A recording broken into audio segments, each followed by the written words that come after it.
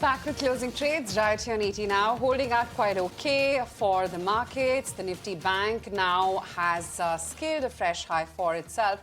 Was the trade deficit data that, I'm sure it's par for the course. The fact that you did have a hit on exports and they've gone down on a year-on-year basis. The trade secretary saying that the October trade deficit is indeed high.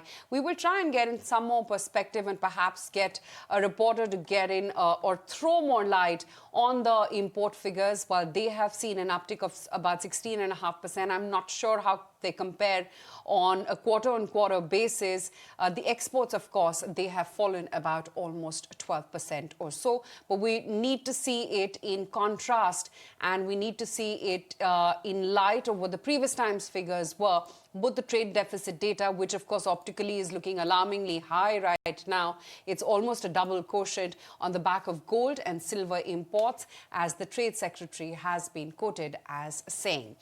For the market, consumption, consumer tech, some of the auto plays, Titan, they're all the ones which are holding out. And of course, banks as well are making a stead higher. So look at a Tata Consumer, look at an Eternal, look at Eicher, Maruti, Titan, M&M, Bajaj Finance. These are names which continue to hold out. And of course, it's been Kotak Bank from within the banking pack, the large caps that is. The board is going to be mulling a stock split, and that stock has been holding up steadily from the word go. Sectorally, though, it's really capital goods all the way.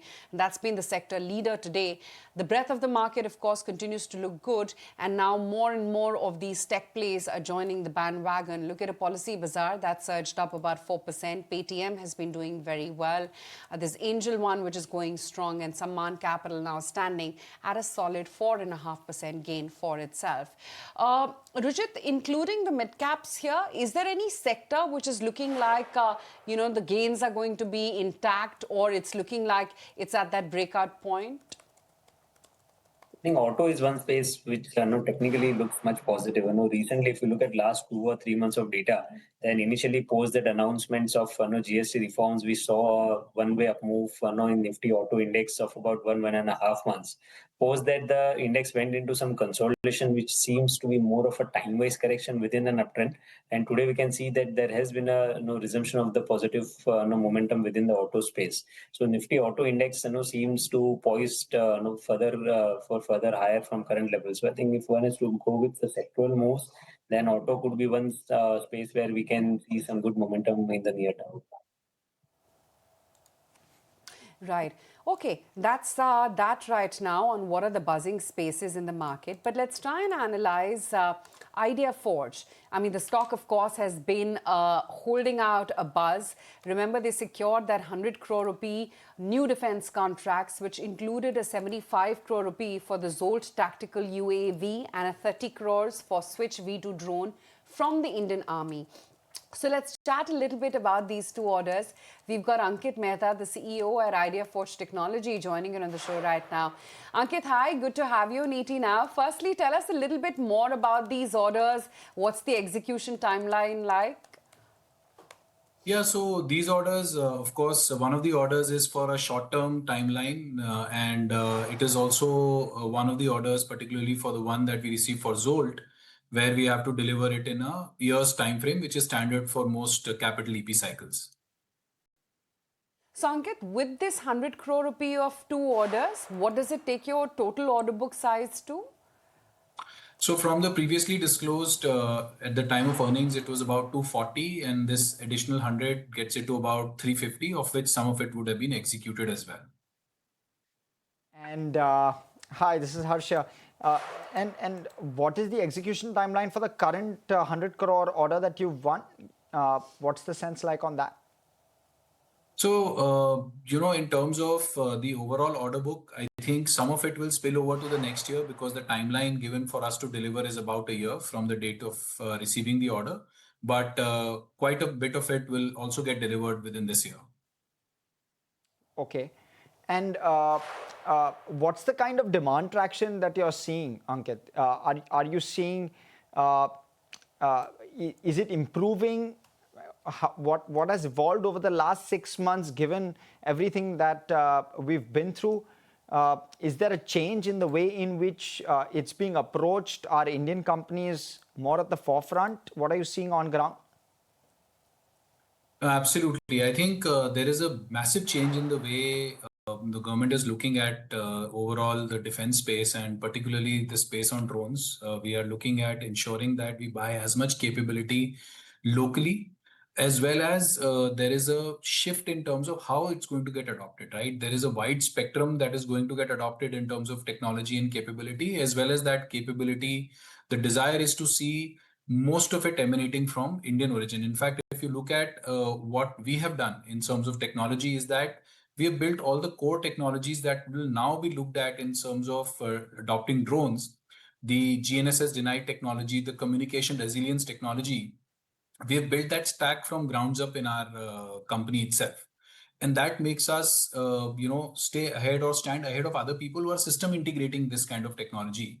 We are doing homegrown innovation. We are making sure that the desire and the vision that the country has, that we should have strategic hold on these capabilities, we are able to help achieve that capability, and that's going to get even more valued going forward, because when a conflict comes, we do not want to be in a place where we are dependent on other people to look at the critical capabilities that the country needs, and we need to have control on those capabilities, because we may need to evolve those capabilities at a moment's notice, because something has been changing on the field as per the adversary's response. So I think that mindset is there. The upper cap on how much the government is looking to buy in this specific sector is again something that they are saying that we are not looking at the conventional scaling approach insofar as this domain is concerned, as well as, of course, there are large budgets allocated to procure even larger quantities of this technology going forward. So I think all in all, the momentum in our sector is in the right direction. The categories that we'll be buying in is going to be very large, as well as the need for indigenous innovation continues to remain very high, because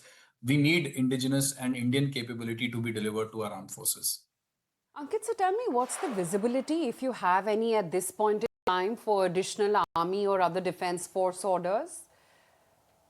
See, in terms of the cycles, we will keep talking about as new cycles come up for procurement. But as of now, the current cycle is what is going on, which is EP6, and we are working on that cycle itself.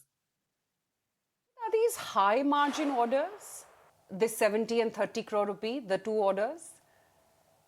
I can't specifically comment on how these specific orders are, but overall, I would say that the order book is, at or better than our, expectations of around 45-50% that we usually have as an expectation.